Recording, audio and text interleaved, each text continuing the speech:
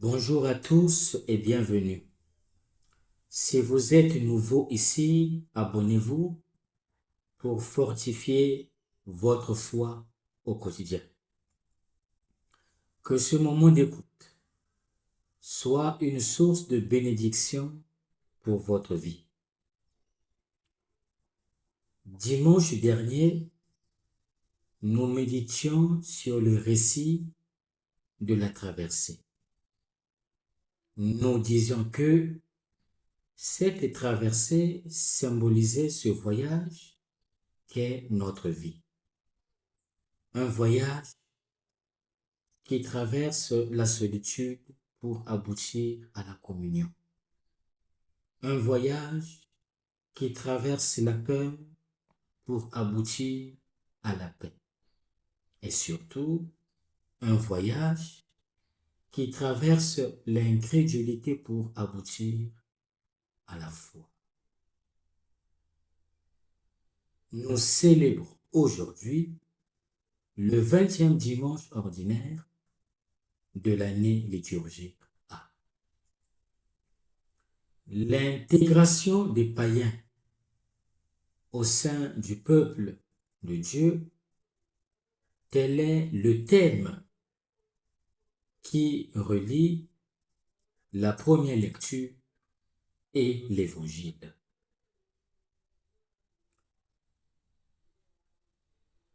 La première lecture et l'évangile témoignent de la capacité de foi de l'autre, de celui qui n'appartient pas au peuple saint. Isaïe parle d'étrangers qui se sont attachés au Seigneur pour le servir et l'aimer, en observant le sabbat et en restant ferme dans son alliance. Dans l'évangile, Jésus rend témoignage à la grande foi de la femme cananéenne qui surmonte ses réticences pour exaucer sa demande.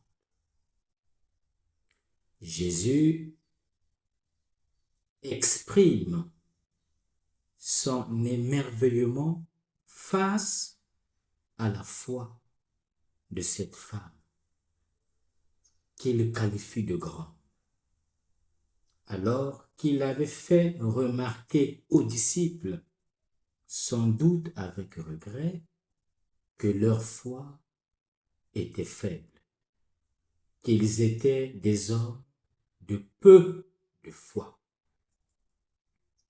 Jésus s'étonne donc de cette grande foi. C'est la foi de ceux qui sont éloignés. C'est la foi de celui qui est loin, mais qui soudain semble s'enflammer sans raison apparente. C'est la foi de celui qui n'est pas pratiquant. C'est la foi de celui qui n'a pas le droit. Ceux qui font partie de l'entourage de Jésus ne ressentent pas en eux cette flamme soudaine de la foi. Cette foi qui, en revanche, resplendit chez cette femme comme chez le centurion romain. On se souviendra de ce que Jésus dit au centurion. En vérité, je vous le dis, chez personne en Israël, je n'ai trouvé une telle foi. Cette foi qui est véritablement adhésion, supplication et expérience se traduit par une expérience concrète, celle du salut. À ce moment-là, Jésus dit à la femme qu'il te soit fait. Geneteto soi, comme tu le veux. Os teleis, qu'il te soit fait comme tu le veux. À la lumière de l'expression du Notre Père, que ta volonté soit faite. Geneteto to telema su. Nous pouvons dire que la volonté de la femme s'inscrit dans la volonté de Dieu. Les païens et les enfants d'Israël sont les destinataires de l'unique annonce du salut. Les brebis égarées et les petits chiens domestiques peuvent cohabiter. Qu'il te soit fait comme tu le veux, dit exactement le texte. Car cette femme veut ce que Jésus veut, ce que Dieu veut, et elle est donc parfaitement en harmonie avec lui. Ce qu'elle demande se réalise alors, car c'est la volonté de Dieu. Ce qu'elle demande, qui est la volonté de Dieu, c'est la guérison de sa fille. Seigneur, aie pitié de moi. Seigneur, viens à mon secours. Ce qu'elle demande, qui est la volonté de Dieu, c'est la guérison de sa fille.